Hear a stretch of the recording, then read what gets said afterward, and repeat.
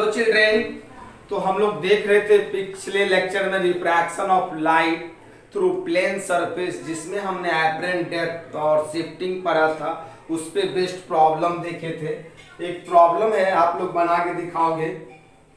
Question ये है कि ये ग्लास स्लैब है और इस ग्लास स्लैब का ये फेस सिल्वर किया हुआ है।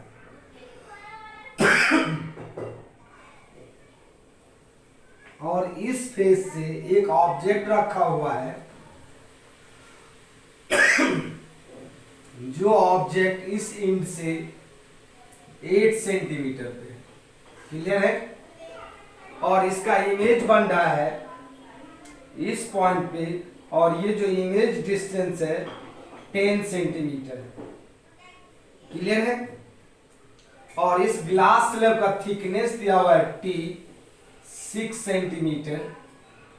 तो क्वेश्चन में पूछ रहा है what is the refractive index of glass slab. खुद से बना के दिखाएंगे। देखो हम बनाते हैं। आप देखो, अगर हम इस साइड से देखेंगे तो ये ग्लास स्लैब का सिल्वर फेस इधर शिफ्ट किया हुआ नजर आएगा। मीन्स ये ग्लास स्लैब का जो सिल्वर फेस है ये शिफ्ट किया हुआ नजर आएगा इधर से। और ये जो डिस्टेंस होगा मेरा शिफ्टिंग होगा, और ये डिस्टेंस क्या होगा, एपरेंट डेप्थ होगा। और ये टोटल थिकनेस T है, तो ये मेरा हो जाएगा T minus D means 6 minus D, clear है। अब इस प्लेन मिरर में हम जानते हैं इमेज डिस्टेंस ऑब्जेक्ट डिस्टेंस के इक्वल होता है। तो ये मेरा ऑब्जेक्ट डिस्टेंस हो जाता है और ये मेरा क्या हो जाता है, इमेज डिस्टेंस हो जाता है, क्लियर है। In the case of plane mirror image distance is always equal to object distance. भी किसके इक्वल होगा, u के इक्वल। ये एक प्लेन मिरर के जैसा बिहेव करना शुरू कर देगा। तो v कितना हो जाएगा मेरा 10 plus 6 minus D, 10 plus 6 minus D equal हो जाएगा, u हो जाएगा मेरा 8 प्लस डी, क्लियर है, 8 plus D.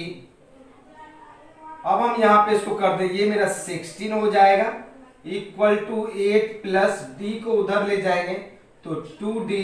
So 2d equal to 16 minus 8 equal to 16 minus 8, this is equal to 8। So d equal to 8 by 2, 4 centimetre. Means मेरा apparent depth 4 centimetre हो गया। Means shifting कितना हो जाता मेरा 2 सेंटीमीटर।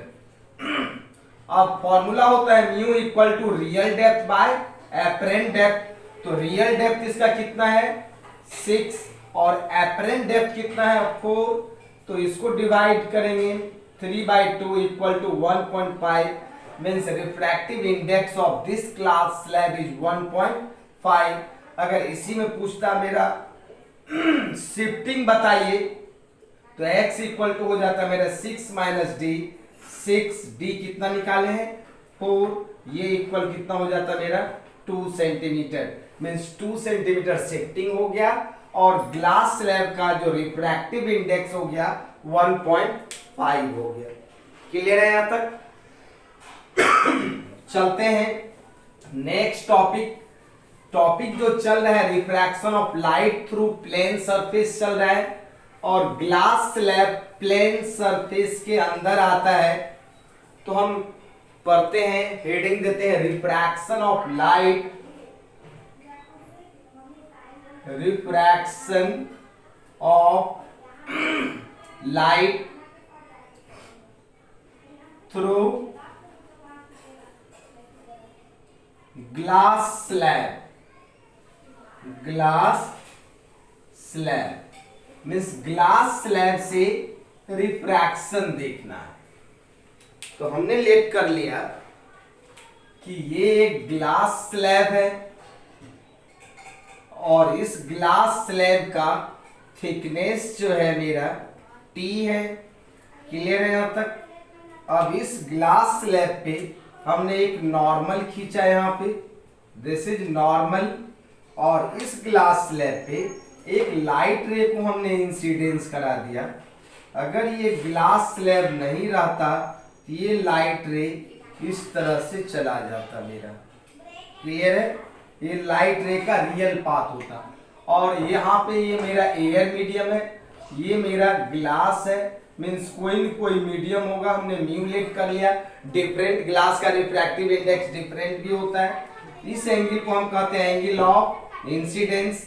तो यहाँ पे लाइट रे जो होगा टुवार्ड्स द नॉर्मल आएगा यहाँ पे, और इस पॉइंट पे अगर हम खींचते हैं नॉर्मल, ये मेरा नॉर्मल है, तो यहाँ से जो लाइट रे जाएगा अवे फ्रॉम द नॉर्मल, काहे कि इधर वाला भी मीडियम क्या है, एयर है, दिस इज म्यू ए, तो ये लाइट रे इस तरह से चला जाएगा और ये आपस में पैरेलल हो जाता है। अब ये जो डिस्टेंस कहलाता है, इस डिस्टेंस को d कहते हैं, and this distance is called lateral displacement. Distance को क्या कहते हैं, लैटरल डिस्प्लेसमेंट। और ये जो रे है, इस रे का नाम है इंसिडेंस रे, और इसके अंदर जो रे है ये, इसका नाम है रिफ्रैक्टेड रे, और ये जो रे है इसका नाम है इमर्जेंट रे। क्लियर है? तो ये एंगल ऑफ इंसिडेंस है और इस एंगल को एंगल ऑफ इमर्जेंट कहते हैं, and this angle of emergent is equal to angle of incidence. So light ray passes laterally shifted, means emergent ray जो है मेरा लैटरली शिफ्ट कर जाता है। और इसको हम बढ़ा दें यहाँ पे, तो आप देखो ये मेरा रियल डेप्थ है, मींस थिकनेस है ग्लास स्लैब का, और ये मेरा हो जाएगा एंगल ऑफ रिफ्रैक्शन। और यहाँ पे हम देख रहे हैं ये एंगल जो है ये मेरा है एंगल ऑफ डिविएशन। अब यहाँ से एक परपेंडिकुलर ड्रॉ कर दिया इस पे, और ये परपेंडिकुलर जो है मेरा ये लैटरल डिस्प्लेसमेंट हो जाएगा। अब यहाँ पे कंस्ट्रक्ट कर दिया, ये पॉइंट को ए लेट कर लिया, ये बी, ये सी, ये पॉइंट मेरा है डी। तो इसमें हमको निकालना है लैटरल डिस्प्लेसमेंट। तो इसमें कुछ पॉइंट्स है, पॉइंट्स नंबर 1 है when light ray passes through first surface then it deviates from its path. देख रहे हो, जब लाइट रे फर्स्ट सरफेस से पास कर रहा है तो ये मेरे अपने पास से डेविएट कर जा रहा है, मींस व्हेन लाइट रे passes through first surface then it deviates from its path and angle of deviation is given by I minus R। अब देखो यहाँ पर ये टोटल एंगल आई है, तो ये टोटल एंगल भी आई होता, और आई में से आर को माइनस कर देंगे तो एंगल ऑफ डेविएशन कैलकुलेट हो जाता। सेकेंड पॉइंट है when light ray finally comes out from both parallel surface then there will be no any deviation, only lateral displacement is takes place. When light ray finally comes out from both parallel surface then there will be no any deviation, only lateral displacement,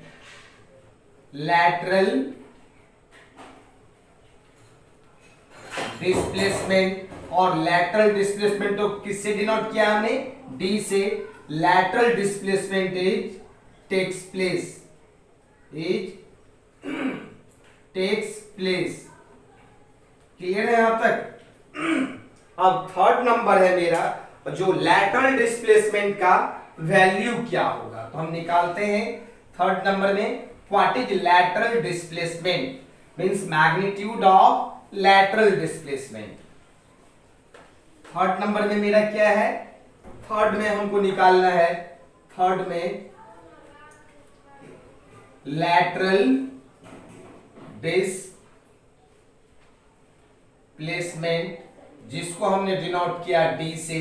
आप देखो triangle ACD में, triangle ACD को हम लिख सकते हैं sine delta means sine delta equal to perpendicular.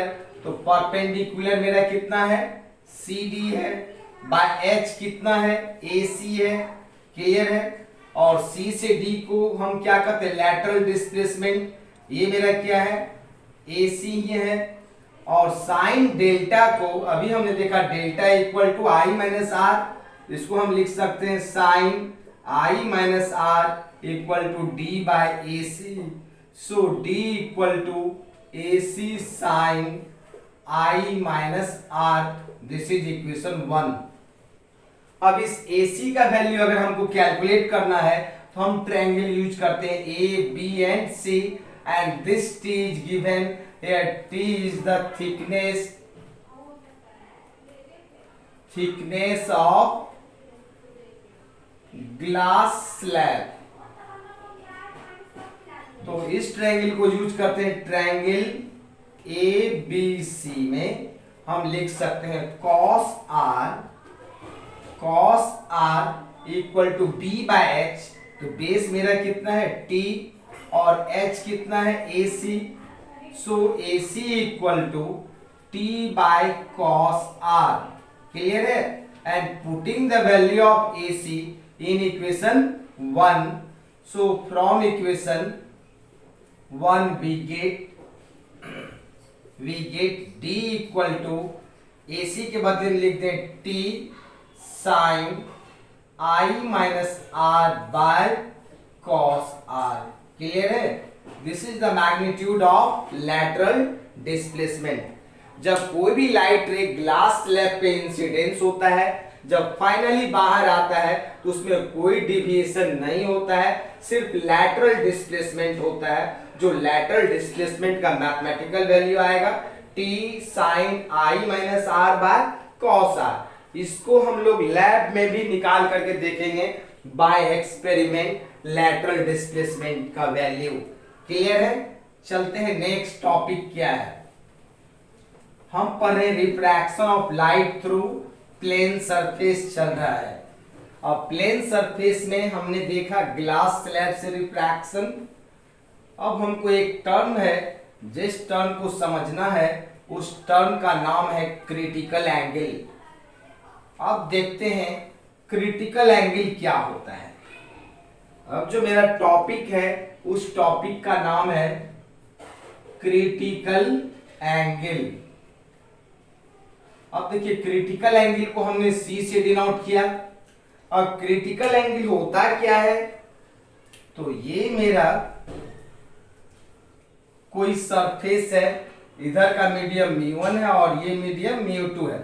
और critical angle को डिफाइन करने के लिए लाइट रे को डेंसर मीडियम से रेरर मीडियम में ले जाना होगा।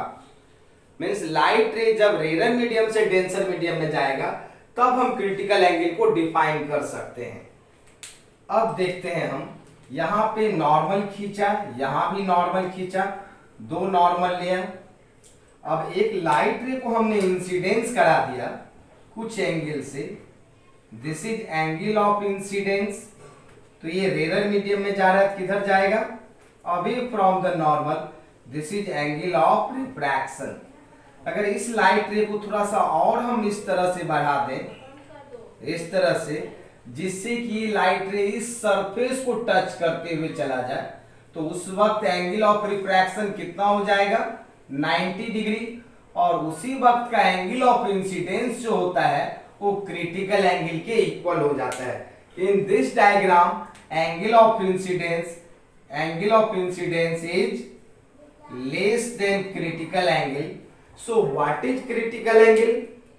तो क्रिटिकल एंगल को डिफाइन करते हैं the angle of incidence in denser medium for which the angle of refraction in rarer medium is 90 degree, then that angle of incidence is called critical angle। means critical angle कोई new angle नहीं है, critical angle angle of incidence ही होता है। means incidence angle को ही critical angle कहते हैं, but all angle of incidence are not a critical angle। तो कैसा angle of incidence critical angle होगा? तो ऐसा एंगल ऑफ इंसिडेंस जिसके लिए एंगल ऑफ रिफ्रैक्शन का वैल्यू रेरर मीडियम में 90 डिग्री हो जाएगा, तो वैसा एंगल ऑफ इंसिडेंस क्या कहलाएगा? Critical angle. क्लियर है? जैसे बताए थे इलेक्ट्रिक इंटेंसिटी क्या होता है, तो यूनिट पॉजिटिव चार्ज को इलेक्ट्रिक फील्ड में रखते हैं, जितना कूलम्बियन फोर्स ऑफ अट्रैक्शन और रिपल्सन होता था उसी को इलेक्ट्रिक इंटेंसिटी कहते थे। Similarly angle of incidence critical angle होगा जब एंगल ऑफ रिफ्रैक्शन का वैल्यू रेरर मीडियम में 90 डिग्री हो जाएगा। तो एंगल ऑफ क्रिटिकल एंगल को कैसे डिफाइन करेंगे? फर्स्ट नंबर में it is defined when light ray going from denser medium to rarer medium. जब डेंसर मीडियम से रेरर मीडियम में जाएगा उस वक्त ही हम क्रिटिकल एंगल को डिफाइन कर सकते हैं। दूसरा है इसका डिफिनेशन कहता है the angle of incidence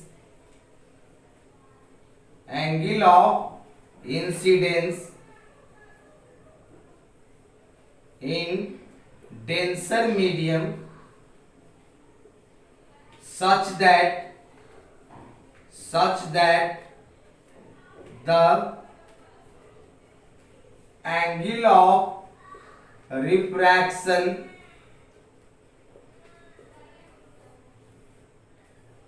in rarer medium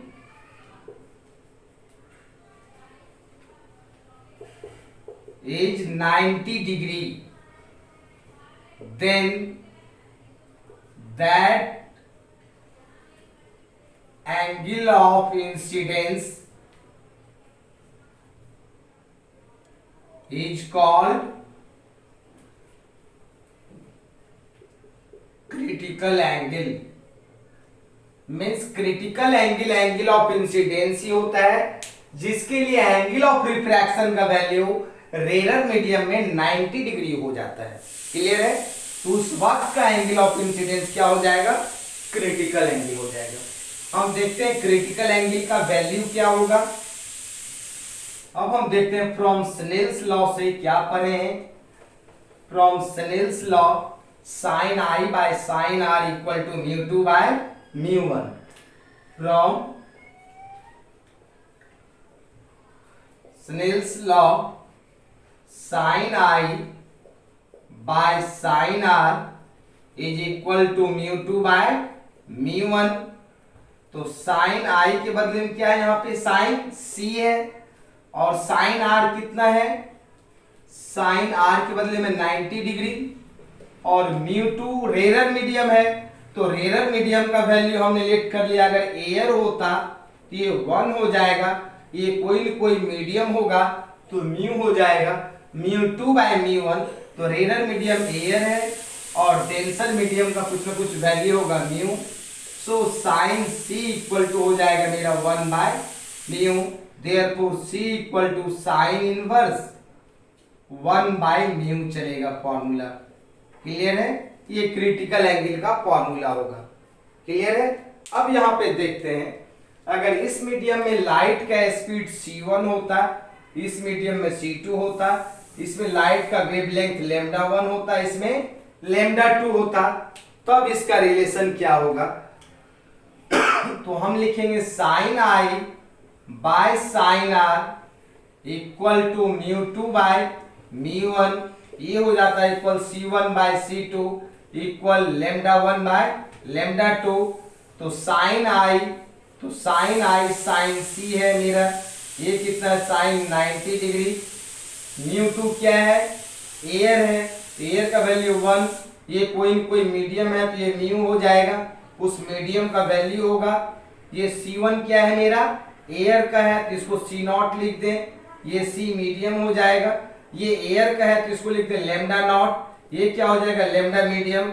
ये रिलेशन चलेगा, क्लियर है, मीन्स रिलेशन चलेगा sine C equal to 1 by mu medium equal to C0 by C medium equal to lambda naught by lambda medium. ये relation चलेगा critical angle का, clear है यहां तक। What is critical angle, the angle of incidence in denser medium such that the angle of refraction in rarer medium is 90 degree, then that angle of incidence is called critical angle। Clear है यहाँ पर।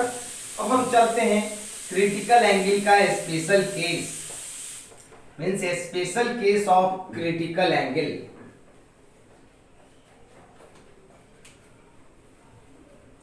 अब critical angle का special case क्या होगा, special case, case number 1, critical angle means C for glass and air. Glass and air के लिए critical angle का वैल्यू क्या होगा, इसका मतलब ये हो गया लाइट रे ग्लास से एयर में जाएगा, डेंसर मीडियम से रेयर मीडियम। यहां पे हमने नॉर्मल खींचा, ये मेरा ग्लास है और ये मेरा क्या है, एयर है। अब एक लाइट रे को इस तरह से इंसिडेंस करवाया जिससे कि ये सरफेस को टच करते हुए चला गया, तो ये एंगल कितना डिग्री हो गया 90 degree, then this angle is called critical angle. तो स्नेल्स लॉ से हम लिखेंगे sine I mean sine C by sine 90 degree equal to mu air by mu glass. So sine C इसका वैल्यू 1 होता है साइन 90 का, एयर का 1, इसका हो जाएगा 3/2, so equal to 2/3। So C equal to sine inverse 2/3 और इसका याद रखेंगे वैल्यू 42 डिग्री होता है, क्लियर है, याद रखेंगे इसका वैल्यू कितना होता है 42 डिग्री होता है। हम नंबर 2 में देखते हैं critical angle for water and air. Water and air, तो ये जो मेरा हो जाएगा क्या हो जाएगा, यहां पे सिर्फ चेंज कर देते हैं, ये वाटर हो जाएगा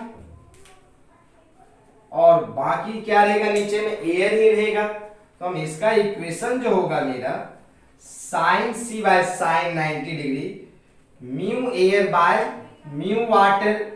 सो साइन C इक्वल टू ये 1 होता है, म्यू वाटर का वैल्यू हो जाएगा मेरा 4/3, this is equal to 3/4। So C equal to sine inverse 3/4 और इसका जो वैल्यू होता है याद रखेंगे 48 डिग्री होगा, क्लियर है। Critical angle for water and air कितना डिग्री होगा 48 डिग्री। अब है मेरा थर्ड नंबर का special case critical angle for diamond, diamond and air. तो ये जो मेरा हो जाएगा, अब ये डायमंड हो जाएगा मेरा डायमंड। तो डायमंड और एयर का अगर हम देखें, this is the mu diamond, ये मेरा म्यू डायमंड होगा, दिस इज म्यू डायमंड।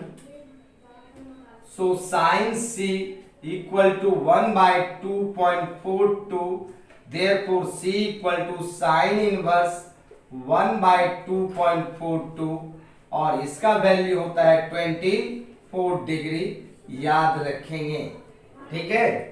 अब जितना वैल्यू लिखा रहे हैं उसको हम याद रखेंगे।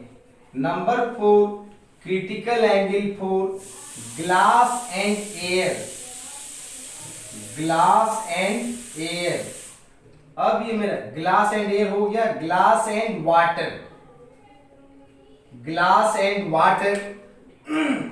ग्लास एंड वाटर अगर हम निकालेंगे तो अब देखो ऊपर वाला डेंसर मीडियम क्या होगा, ग्लास होगा, और रेयर मीडियम क्या होगा, वाटर होगा। मीन्स इस मीडियम में अब ये वाटर हो गया है, ये है मेरा ग्लास और ये क्या है वाटर। हम फॉर्मूला लिखेंगे sine C by sine 90 degree equal to mu water by mu glass. तो sine C equal to mu water का वैल्यू होता है 4/3, इसका 3/2, this is equal to 8/9, therefore C equal to sine inverse 8/9 और sign inverse 8/9 का value 62 degree होगा और इसका जो वैल्यू होगा कितना डिग्री होगा 62 डिग्री होगा। क्लियर है यहां तक? क्लियर है? चलिए आगे। क्लियर है यहां तक? Critical angle for glass and water 62 degree, critical angle for diamond and air 24 degree, critical angle for glass and air 42 degree, critical angle for water and air 48 degree. याद रहेगा सबको? ठीक है, चलते हैं आगे। इसके बाद जो टॉपिक है उस टॉपिक का नाम है TIR। अब हमको देखना है TIR क्या होता है। TIR बहुत इंपॉर्टेंट है, देखेंगे अच्छे से। इसका फुल फॉर्म होता है टोटल इंटरनल रिफ्लेक्शन। देखिए टॉपिक हम पढ़ रहे हैं रिफ्रैक्शन, इसमें टर्म आ गया है रिफ्लेक्शन। TIR का फुल फॉर्म होता है टोटल इंटरनल रिफ्लेक्शन। अब टोटल इंटरनल रिफ्लेक्शन किसको कहते हैं? टोटल इंटरनल रिफ्लेक्शन को भी जानने के लिए ये म्यू1 मीडियम और ये म्यू2 लाइट रे को डेंसर से रेयर में ही जाना होगा। अब TIR क्या होता है देखते हैं।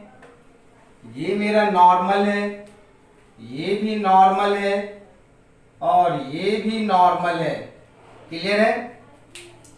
अब एक लाइट रे को हमने इंसिडेंस कराया यहां से, ये इंसिडेंस रे है, ये रिफ्रैक्ट होके away from the normal, this is angle of incidence and this is angle of refraction.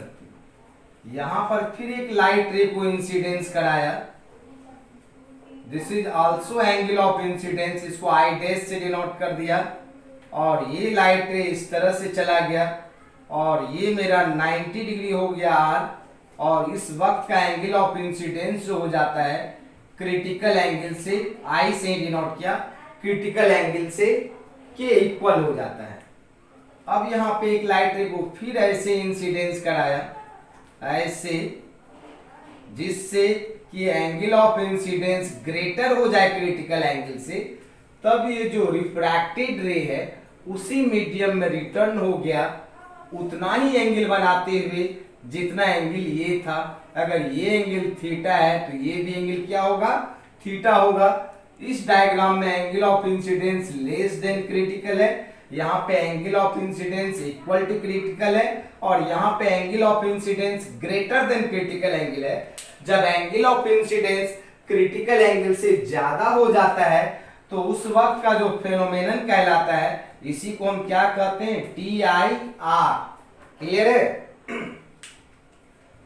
Means TIR is defined when light ray going from denser medium to rarer medium। TIR को उस वक्त हम define कर सकते हैं जब light रे denser medium से रेयर मीडियम में जाएगा। So what is TIR? If angle of incidence in denser medium is greater than critical angle, then refracted ray returns back in same medium with same angle from the normal. This phenomenon of light is called TIR। Clear है? लिख लेंगे। Means first number का point क्या है? First number का point है it is defined when light ray going from denser medium to rarer medium denser medium to R medium means rare medium. Clear है। दूसरा कहता है इसका डेफिनेशन है सेकेंड नंबर का, कहता है if angle of incidence in denser medium is greater than critical angle then refracted ray returns back in same medium with same angle from the normal. This phenomenon of light is called total internal reflection. Means हो रहा था refraction, जब angle of incidence greater हो गया critical angle से तो होने लगा मेरा reflection. Means if angle of incidence in denser medium is greater than critical angle, then refracted ray returns in same medium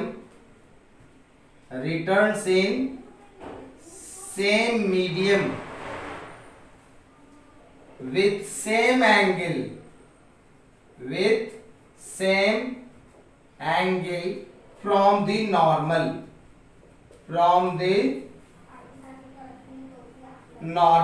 This phenomenon of light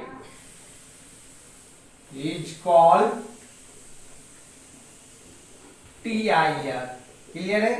इसी phenomenon को हम क्या कहते हैं, TIR कहते हैं। क्लियर है। चलिए आगे। When angle of incidence in denser medium is greater than critical angle, then refracted ray returns back in same medium with same angle from the normal. This phenomenon of light is called total internal reflection। और TIR का कुछ example है, हम example बताते हैं। तो उससे पहले अगर हम एक क्वेश्चन दें, एक क्वेश्चन है, ये ग्लास स्लैब है, क्लियर है, और ग्लास स्लैब पे ये एक नॉर्मल है, इधर एयर है और ये मेरा ग्लास है। तो कहता है अगर इस ग्लास स्लैब पे कोई भी लाइट रे को हम इंसिडेंस करवा रहे हैं तो कुछ लाइट रे रिफ्लेक्ट हो जा रहा है और कुछ रिफ्रैक्ट हो जा रहा है। और कंडीशन है कि रिफ्लेक्टेड रे, ये मेरा कौन सा रे है, रिफ्लेक्टेड रे, और ये कौन सा रे है, रिफ्रैक्टेड रे। रिफ्रैक्टेड रे दोनों एक दूसरे के परपेंडिकुलर हो जाना चाहिए, तो उस वक्त का एंगल ऑफ इंसिडेंस क्या होगा। When reflected ray and refracted ray both are perpendicular to each other, then what is the angle of incidence। तो आप देखो यहाँ पे ये भी एंगल किसके इक्वल होगा, I के इक्वल होगा, और ये एंगल क्या होगा, मेरा एंगल ऑफ रिफ्रैक्शन होगा। तो हम लिख सकते हैं फ्रॉम स्नेल्स लॉ से sine I by sine R equal to mu glass by mu air. Clear है। इसका नाम हमने ले लिया इक्वेशन 1। अब हम देखते हैं I plus 90 degree plus R, I plus 90 degree plus R is equal to 180 degree. So I plus R is equal to 90 degree. Therefore R equal to 90 degree minus I। अब R का value equation 1 में put करते हैं। From equation 1 we get sine I by sine R के बदले में 90 degree minus I equal to mu glass, और mu glass का वैल्यू होता है 3/2। क्लियर है। इसको लिख सकते हैं sine I by sine 90 minus I cos I equal to mu glass 3/2। इसको हम लिखेंगे 10i equal to 3/2, so i equal to 10 inverse 3/2 means 10 inverse i का जो वैल्यू होगा जब 10 इनवर्स 3/2 हो जाएगा तो उस वक्त reflected ray and refracted ray both are perpendicular to each other. Clear है? चलते हैं आगे। ये तो हमको देखना है। इसके बाद example of T I R. तो पहला एग्जाम्पल है टी आई आर का, signing off air bubble inside water. इसको पूरा डिटेल्स में बताएंगे, पहले एग्जांपल बता देते हैं। दूसरा है स्पार्कलिंग ऑफ डायमंड। तीसरा नंबर है मिराज और 4 नंबर है लूमिंग और 5 नंबर है ऑप्टिकल फाइबर। मीन्स ये सब मेरा टोटल इंटरनल रिफ्लेक्शन का एग्जाम्पल है। तो हम डिटेल्स में बताएंगे, signing off air bubble inside water, sparkling of diamond, ये डायमंड और मिराज, लोमिंग एंड ऑप्टिकल फाइबर। तो इसको हम नेक्स्ट लेक्चर में बताएंगे। आपने टोटल इंटरनल रिफ्लेक्शन समझ लिया क्या होता है। जब angle of incidence denser medium में ग्रेटर हो जाएगा क्रिटिकल एंगल से, तो लाइट रे टोटल इंटरनल रिफ्लेक्शन करना शुरू कर देगा। और उस टोटल इंटरनल रिफ्लेक्शन का एग्जांपल है signing off air bubble inside water, दूसरा है स्पार्कलिंग ऑफ डायमंड, तीसरा है मिराज, लूमिंग एंड पांचवा है ऑप्टिकल फाइबर। तो इसको हम नेक्स्ट लेक्चर में देखेंगे। तो आज के लिए इतना ही, बाय।